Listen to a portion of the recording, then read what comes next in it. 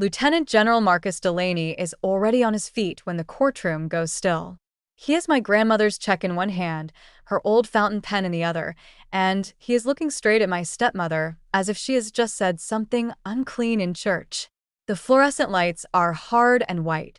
Paper rustles. A chair leg scrapes once, then stops. Delaney sets the check beside the probate file and asks, very quietly, "Tell me, Mrs. Bennet, when exactly did you decide $15,000 was worthless?" My grandmother died on a Thursday morning while I was still wearing my dress blues from a memorial detailed. I got the call in the parking lot behind the church. Damp asphalt. Hot Carolina air. The sound of cicadas in the trees like an electric current. My father, Martin Bennet, did not cry on the phone. He never did.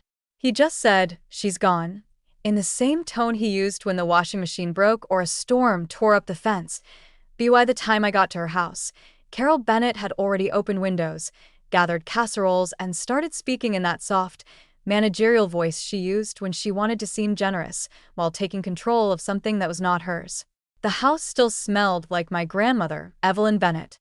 Lemon polish. Starch. Vicks Vapor Rub. There was a blue cardigan on the back of her kitchen chair.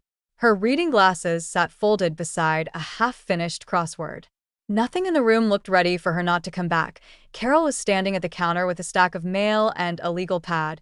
"You can put your bag in the guest room," she said, not looking at me. "And if people ask, tell them your father's handling arrangements." I asked where Grandma's purse was. Carol tapped the legal pad with her pen. "I've already sorted important things." That was her way. Not loud. Never messy in public. Just a steady habit of placing herself between other people and whatever they loved, then calling it organization. My mother died when I was 10. Grandma was the one who taught me how to knot a tie, iron a shirt, and sit still when I was angry enough to shake. Dad remarried Carol 3 years later. She did not hit. She did not scream. She simply narrowed every room she entered until only her version of events could comfortably fit inside it. If Grandma gave me $20 for gas, Carol called it spoiling. If Dad forgot my birthday, Carol called him busy. If I spent a Saturday fixing Grandma's porch steps, Carol said I was playing hero for attention. When I enlisted in the Marines, Grandma hugged me once and said, "Serve clean. Speak less. Let paper tell the truth later." Carol said, "Well, at least he'll have structure." I remembered both. The funeral was 2 days later. Gray sky. Light rain that never quite became honest weather. My father stood near the casket greeting people with that careful, flattened face he used when he wanted to look dignified. Carol stood half a step ahead of him, steering conversations, accepting envelopes, introducing herself to relatives who had known us for years. After the burial, we went back to the fellowship hall for ham biscuits and sweet tea in waxed paper cups. I was carrying a tray of empty plates when Carol touched my sleeve. "Come with me a moment." She led me into a side classroom that smelled like old crayons and mildew. The blinds were half open. Rainwater tracked down the glass in thin lines. She shut the door behind us and took an envelope from her purse. "Your grandmother left this on her desk," she said. "It has your name on it. I thought you should hear this from me first." Inside was a check for $15,000. Evelyn Bennet's handwriting.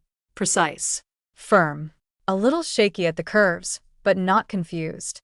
In the memo line she had written, "For when they say no," there was also a folded note.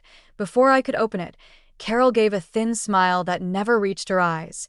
"You should know," she said. "You're not in the will." I looked up. "She wanted you to have that," Carol went on, nodding toward the check, "because she felt guilty. But the account attached to it was old. Probably closed. Honestly, Noah, it's not worth the embarrassment of trying to cash it." "Then why give it to me?" "Because she was sentimental at the end." Carol brushed imaginary lint from her sleeve. "People do strange things when they know they're dying." I opened the note. "If Carol says it's worthless, deposit it anyway. Then call Mr. Vale. Quiet does not mean small. Love, Grandma." I read it twice. Carol watched my face and mistook stillness for surrender. "She changed her will 6 weeks ago," she said. "Your father and I were there. Everything is very clear." I folded the note back into the envelope. Did she say why she wrote the check? Carol gave a small shrug. Does it matter if it won't clear? Then she opened the door and walked back into the fellowship hall, leaving me in that damp little room with the check in my hand and my grandmother's last instruction beating like a second pulse under my thumb. The bank was 2 towns over, in the same brick building where Grandma had opened my first savings account when I was 12 and proud of $114 from mowing lawns. I drove there the next morning in my dress uniform because I had not packed anything else decent, and because some part of me wanted to stand inside a clean public place, wearing the one thing in my life nobody in my family had ever been able to talk down. The teller was a woman about my grandmother's age with silver hair pinned tight and a tag that said Marlene. She took the check, glanced at the signature, then looked up at me over her glasses. Just a moment, honey. She disappeared through a frosted glass door marked Trust Services. I stood at the counter listening to the soft machinery of the bank. Printer hum. Ervan. A child somewhere in the lobby dragging a toy truck across the tile. 10 minutes later, a man in a charcoal suit came out carrying the check as carefully as if it were already part of a lawsuit. Mr. Noah Bennett? He asked. Yes. I'm Edward Vale. Would you come with me? His office smelled like coffee and file folders. He shut the door, set the check flat on his desk, and studied me for a moment in a way that felt less suspicious than deliberate. You're Evelyn Bennett's grandson. I am. She told me you might come. That stopped me. Mr. Vale opened a folder and turned it so I could see. Signature cards. Trustee records. A copy of my grandmother's driver's license. Another page with my own name typed across the top. The check is valid, he said. The hold is not for lack of funds. I said nothing. He continued. This account is not her personal checking account. It is a trust disbursement account. Your grandmother instructed us that if this specific check was deposited by you, we were to initiate transfer review and notify counsel.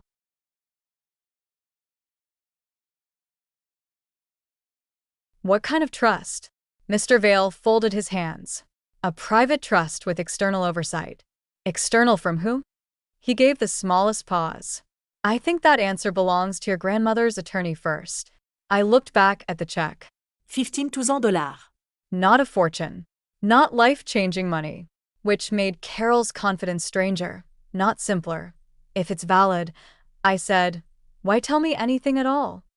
Mr. Vale leaned back in his chair. Because your stepmother called yesterday morning. She said your grandmother had been confused for months and warned us not to honor any late instruments. He slid a card across the desk. Evelyn Bennett anticipated that too. I picked up the card. Edward Vale, Senior Trust Officer. She also left this. He opened a side drawer and took out a small manila envelope sealed with clear tape. My name was written on the front in my grandmother's hand. Inside was a brass key on a paper tag and a single line on hotel stationery, box 214. Ask for Lila. Do not argue before you understand that I looked up. Mr. Vale's voice stayed even. The check is your first confirmation, Mr. Bennett. Not the full answer. Confirmation of what? That your grandmother was not giving you money out of pity. He tapped the check once with one finger. She was ringing a bell. Attorney Lila Moreno kept her office above an old pharmacy downtown. Narrow stairs. Green carpet worn thin in the middle. A brass plate on the frosted door that had been polished, so often the letters looked soft at the edges. Inside, the air was cool and smelled faintly of cedar and old paper. She was in her 60s, maybe older, with dark hair streaked silver and a voice that stayed level even when the room around her changed. Mr. Vale told me you'd come, she said. Sit down, Noah. She did not start by explaining. She started by asking me to tell the story from the funeral forward. Every word, every date, every time Carol had mentioned the will. She wrote in neat block letters on a yellow pad while I talked. When I finished, she took the brass key from me and opened a fireproof drawer beside her desk. Inside was a metal lockbox labeled 214. She set it on the table between us and lifted the lid. There was a check register, a packet of trust documents, 3 photographs held together with a rusted clip, and a blue cloth notebook that looked like it had once lived in a kitchen drawer. On top of everything lay another note in my grandmother's handwriting. If he came in uniform, he is ready. Lila saw me reading it and gave the faintest smile. Your grandmother and I prepared for resistance, she said. I picked up the trust packet first. The title page read Bennett Quiet Relief Trust. Beneath that, in smaller type, successor acceptance triggered by negotiated instrument. I looked at her. What does that mean?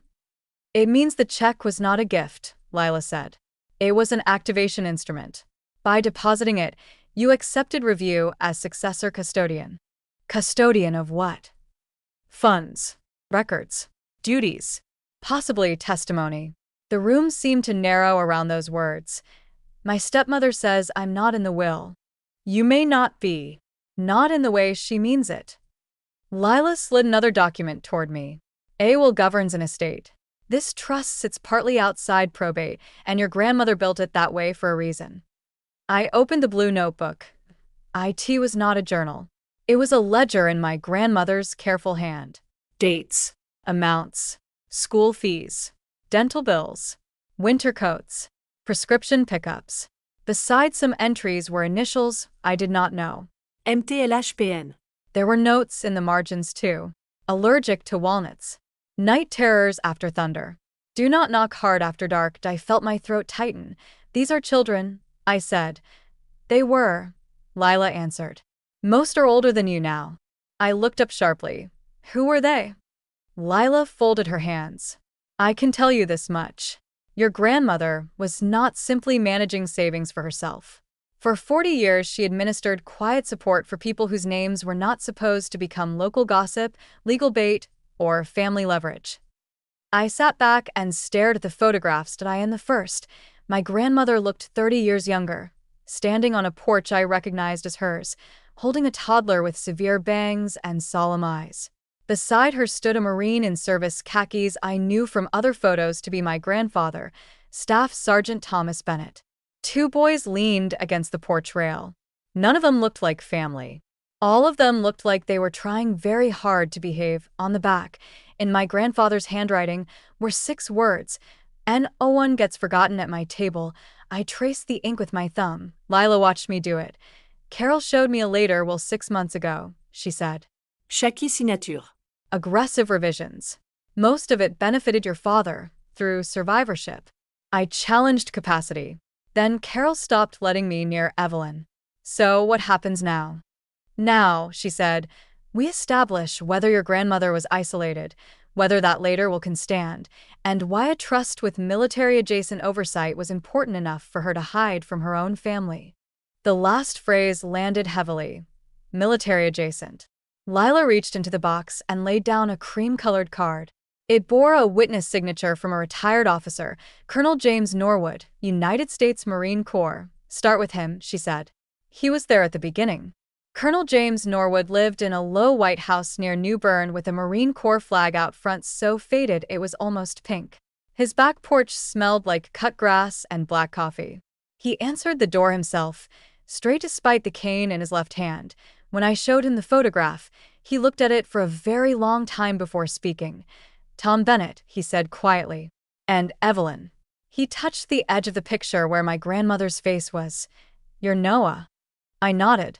You know me? I knew of you. Evelyn sent Christmas cards longer than most people write novels. He let me in. The living room was orderly in the way old military homes often are. Clean lines. Framed flags. A clock that ticked loudly between sentences. I laid out the photograph, the ledger, and the trust page with his signature on the witness line. Norwood did not look surprised, only tired, the way people do when the past finally catches up in a form they had hoped to outlive. She activated it then, he said. The check. He nodded. I wondered who she'd choose. Colonel, what was this trust? He looked toward the window before answering. Sunlight cut across the floorboards and hard bars. Your grandfather opened the door, he said. Your grandmother kept it from closing. That's not enough. No. It isn't. He took a breath. In 1975, before the fall was finished, and after the paperwork had already started failing people, there were families attached to American operations who were slipping through official lists. Helpers. Dependents. People who had value to the mission and none to the timetable. Tom found out. He did not respond well. That sounded like the man in every story I had ever heard about my grandfather. What did he do? What he thought was right, Norwood said, which is not always the same thing as what a man is ordered to do. He rose slowly, crossed to a cabinet, and returned with a single page in a plastic sleeve. Most of it was blacked out. Only fragments remained visible. Grave personal risk, unauthorized movement, civilian dependence secured, recommendations sealed. I held the page without breathing. This is a citation? Norwood's face tightened. Part of it. For what award?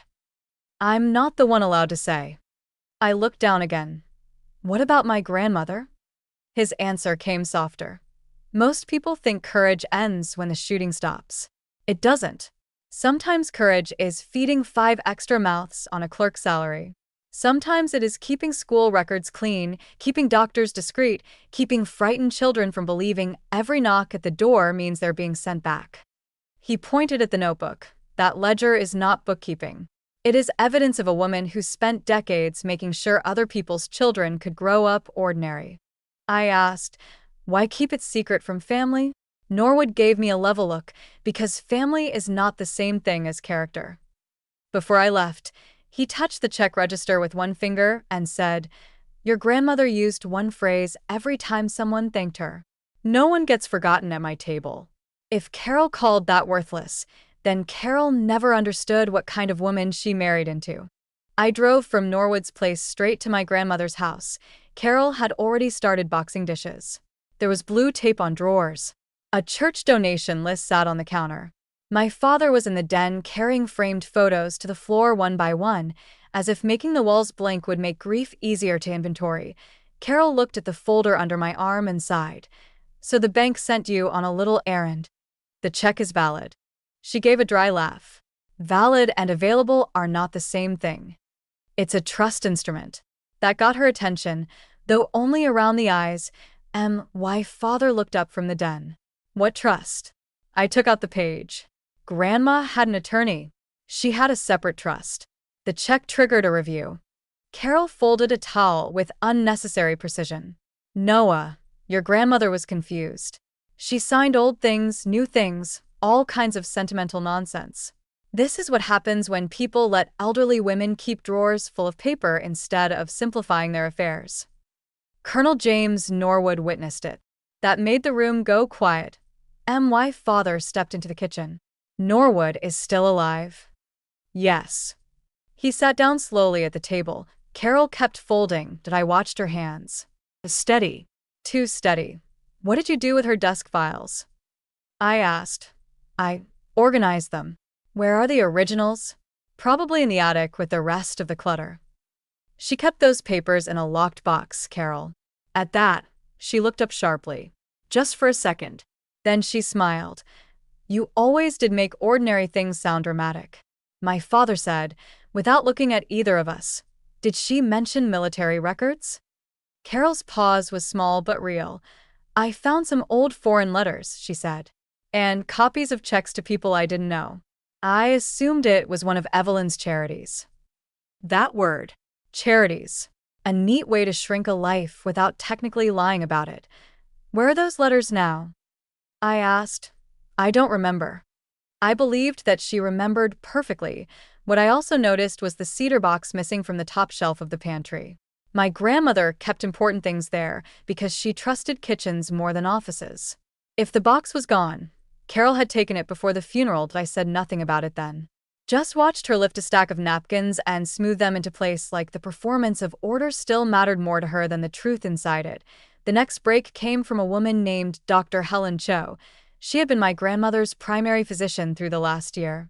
I found her because Lila told me to stop guessing about confusion and get records before Carol's version hardened into fact. Dr. Cho met me in a small consultation room at her clinic. There was a faint smell of sanitizer and copier toner. Rain clicked softly against the windows. She was not demented, Dr. Cho said after reviewing the release I signed. She had fatigue. She had pain. She had episodes of infection.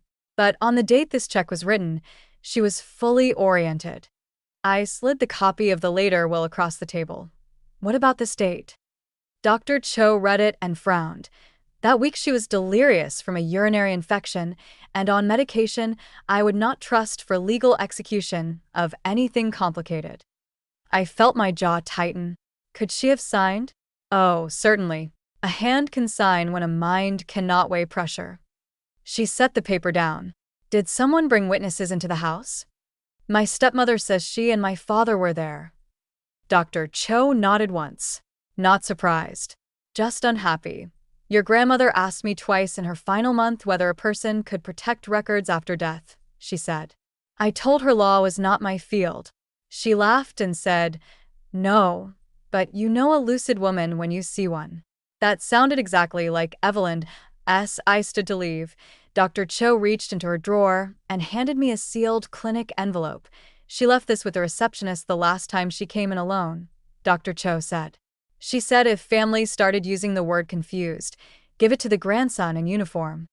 Inside were photocopies of canceled checks, each for different sums over different years, and a carbon slip from the same account as my $15,000 check.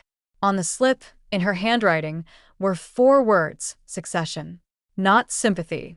Tell him that I drove back to the bank in silence, Mr. Vale read the slip, took off his glasses, and rubbed the bridge of his nose. She knew exactly how ugly this might become, he said. Succession to what? He looked at me for a long time, then opened a cabinet and removed one more file than he had shown me before. I can tell you a little more now, he said. The trust made annual distributions for decades to multiple private recipients, some domestic, some overseas. Your grandmother submitted every report by hand. No staff. No management fee. No publicity. When federal audit teams requested verification, she required face-to-face review. Federal. Yes. Military federal? Mr. Vale did not answer directly. Instead, he slid one page toward me. The sign-off line was visible. Reviewed and acknowledged. Colonel Rebecca Shaw, USMC, Judge Advocate Division. My heartbeat slowed instead of speeding. That happens to me when things get serious enough to stop being emotional and start being actionable.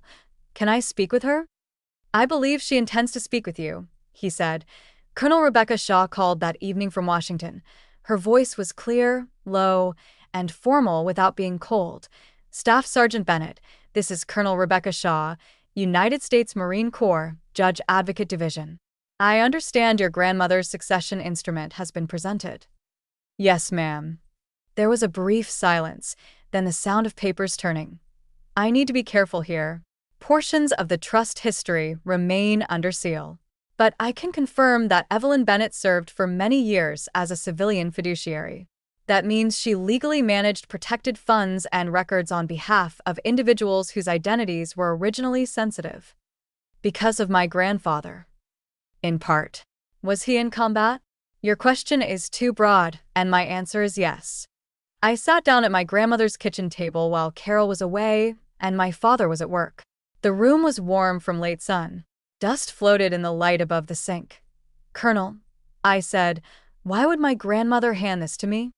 Shaw answered without hesitation, because succession required judgment, not merely blood. Your grandmother had to certify that the next custodian understood restraint. I looked at the note again. Quiet does not mean small. She used that phrase, I said. Yes, Shaw replied. She also used another. It appears throughout the quarterly reviews. I heard another page turn. Then Shaw read aloud. No one gets forgotten at my table. My eyes went to the photograph in my lap. The porch. The children. My grandfather standing slightly behind everyone else, as if protecting the frame without trying to own it. What exactly did she do? I asked. Shaw's voice softened by half a degree. She kept lives intact after the government ran out of clean ways to explain them. I closed my eyes briefly. Is this going to court? It already is, she said. Your stepmother's contest of capacity, coupled with her attempt to invalidate the instrument, creates a trigger for federal intervention. If the probate judge compels it, a senior authority may appear. How senior? Senior enough that I suggest you stop thinking of this as a family dispute with paperwork attached. 3 days later, one of the names from the ledger called me. Min Tran was 52 by then and owned a dental practice in Virginia Beach. He found me because Colonel Shaw had asked whether one original beneficiary family would consent to limited contact. Min did. He drove down that afternoon in a gray sedan and met me on the porch of my grandmother's house with a box of pastries tied in red string. He stood there for a second looking at the front door. "I have not seen this place since 1983, he said inside. He took off his shoes without being asked. That detail hit me harder than I expected. It meant memory lived in the body even when words failed. I showed him the photograph. He smiled in a quiet, stunned way. "That is my sister," he said, touching the child in my grandmother's arms. "That is me with the sling." I fell jumping from a truck before we left. I sat across from him at the kitchen table while afternoon heat pressed against the windows. "My family said Grandma was just making sentimental gifts," I told him. Min looked around the room slowly. "Your grandmother taught my mother how to use an American washing machine," he said. "She sewed name tags into our coats because she said school people trust labels. She sat by the door with a bat the first month because my mother woke up every time headlights passed." He smiled once, very briefly. "She made rice wrong. We ate it anyway." I did not laugh. Neither did he. It was not that kind of story. "What about my grandfather?" I asked. Min took a breath. "I was young. I knew him as the man who came at night and spoke softly when adults were afraid. He told my mother, 'No one gets forgotten at my table.' Your grandmother said it after him. Then she kept saying it after he died." "He died before I was born," I said. Min nodded. "But the work did not." He reached into his briefcase and took out a New Year card, worn at the edges from years of handling. Inside was my grandmother's handwriting and a check stub from the trust for school books. "Tell your sister I remember the red sweater." Min set it carefully on the table. "I thought she was family," he said. Later I learned family can be smaller than duty. That night, Carol came back to the house with takeout containers and a look on her face I had seen before on people who realize the room has started moving without them. "You had a stranger here," she said. "His name is Min Tran." She set the containers down too hard. "And why exactly is a stranger walking through Evelyn's kitchen?" "Because he lived here." Those words landed. My father, standing near the fridge, went still. Carol recovered first. "That is absurd." "It's documented." "In what?" "One of Evelyn's little notebooks. In Federal Review." She stared at me, then at my father. Martin finally spoke. "Carol, where is the cedar box?" She did not answer. He asked again, lower this time. "Where is it?" Carol looked tired then. Not guilty yet. Just tired in the brittle way people do when control costs more than they planned. "I put some things in storage," she said. There were letters and languages I couldn't read. Lists of names. Old money records. I thought someone was taking advantage of her. My father sat down hard in my grandmother's chair. Carol kept going, but her voice had changed. She was writing checks to people we never met. She shut me out. She spoke to lawyers behind my back. She treated me like I was dangerous for asking questions. "Were you?" I asked. She looked at me for a long moment, then she said, "I was practical." It was the truest thing she had said in years, and also the saddest. Practicality was the word she used when mercy seemed inefficient. The hearing was set for the following Tuesday in probate court. By then, Lila Moreno had filed a challenge to the late will on grounds of incapacity and undue influence. Dr. Cho was prepared to testify. Mr. Vale had produced the trust activation documents. Colonel Shaw had entered limited federal notice. And on Monday evening, she called me once more. "The department has decided to send a senior representative," she said. "Colonel Norwood?" "No," a short pause. "Lieutenant General Marcus Delaney." I stood in my grandmother's darkened living room with the phone to my ear and the ledger in my other hand. "Why a lieutenant general?" "Because," Shaw said, "some debts become embarrassing when spoken aloud after 40 years, and some names become important only when people finally realize what they were standing on." The courtroom the next morning was colder than I expected. Hard benches, dusty sunlight through high windows, the low murmur of lawyers moving paper from one neat stack to another. Carol wore cream. My father wore the navy suit he had saved for funerals and weddings. They sat together, but not close. Lila stood at my side with a legal pad and a calm expression that made me trust her more than reassurance ever could. Mr. Vale was behind us. Dr. Cho too rose back. Min had come as well, sitting very straight with both hands folded over his hat.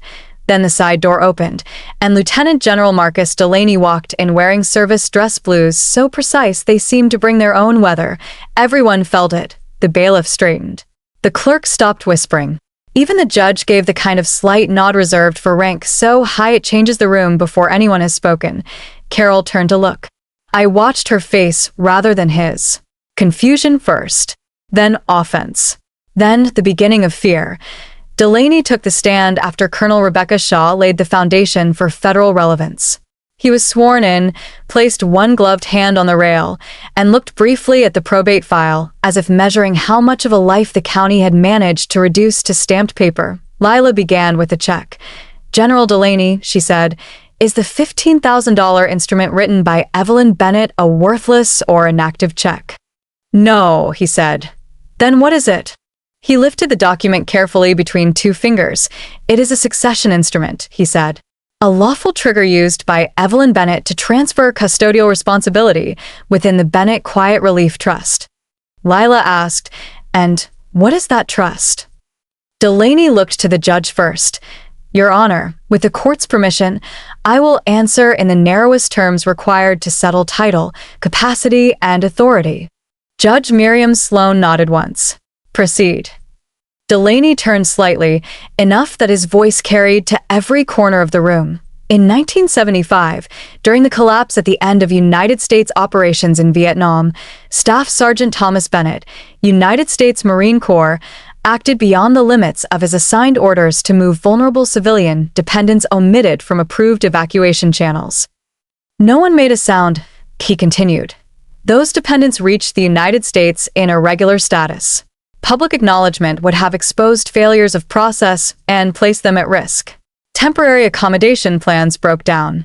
Staff Sergeant Bennett and his wife, Evelyn Bennett, used their home as protected domestic shelter until identities, schooling, medical care, and lawful status could be stabilized. He set the check down. Staff Sergeant Bennett did the dangerous part. Evelyn Bennett did the longer part. Carol's face had drained of color. Lila asked, was Evelyn Bennett's role informal? Delaney's answer came clean. No. It was later formalized under confidential federal review. She became the civilian custodian of relief funds, records, and ongoing support obligations tied to the rescued families. She served in that role, without salary and without public recognition, for 4 decades. Lila said, why this secrecy? Because she requested dignity for the families above applause for herself. And because the government was late in becoming honorable about what she and her husband had covered with their own home. My father lowered his eyes. Then Lila asked the question the whole room had been leaning toward. Why Noah Bennett? Delaney looked at me, then back at the judge. Because succession in this trust required moral fitness. Evelyn Bennett certified that her grandson understood service, without spectacle. The words sat there. Simple. Final. Carol's attorney rose to object, something about opinion and sentiment, but the judge cut him off with a look. Delaney was not finished. He removed a folded document from a leather portfolio. This court should also know, he said, that the department has partially lifted a sealed annex attached to Staff Sergeant Thomas Bennett's commendation file. His actions in the evacuation and protection of those families were recognized for extraordinary heroism. Evelyn Bennett's continued custodianship was described in the same annex as indispensable to the fulfillment of federal obligation. He glanced once toward Carol. Mrs. Bennett did not leave this young man a worthless check, he said. She left him a post. The courtroom stayed silent. Judge Sloan read for several moments from the file before speaking. The later will is set aside for incapacity and undue influence, she said. The contested instrument is valid. The Bennett Quiet Relief Trust stands outside the challenged probate distribution, and Noah Bennett is affirmed as successor custodian according to its terms. Carol Bennett is removed from any administrative role over related records and effects. Immediate turnover is ordered. Carol gripped the edge of the table. Judge Sloan added, The court strongly suggests future parties refrain from describing legally operative trust instruments as worthless when they have not bothered to understand what they are. Then Lieutenant General Delaney stepped down from the stand, came to where I stood, and placed my grandmother's fountain pen beside the check. She kept faith longer than most institutions do, he said, and I nodded once because that was all I trusted myself to do. He brought his hand up in a formal salute. Not to me alone, to the line. To the house. To the woman who kept saying no one gets forgotten at my table until the country finally wrote it down. When I returned the salute, I heard Carol make a sound behind me like somebody had quietly taken the floor out from under her. Outside the courthouse, nobody rushed toward me. Reporters were there, but Colonel Shaw cut them off with 2 sentences and a look that ended the matter. Lila gathered her files. Min stood near the steps with tears in his eyes and enough discipline not to wipe them until no one was staring. My father came down last. Carol was beside him, though not touching him now. Her shoulders looked different. Lower. Not broken. Just relieved of their usual certainty. For a few seconds, none of us spoke. Cars passed on the street. A flag above the courthouse snapped once in the wind, then fell still again. My father cleared his throat. I didn't know, he said. He had said those words before in life about smaller things. Missed school plays. Late rent. Why my mother had stopped trusting him, with hard conversations. But this time it sounded less like an excuse than a man hearing his own absence all at once. No, I said. You didn't. Carol looked at the courthouse doors instead of at me. I thought she was cutting you in out of guilt, she said. I thought the check was just drama. I waited. She swallowed.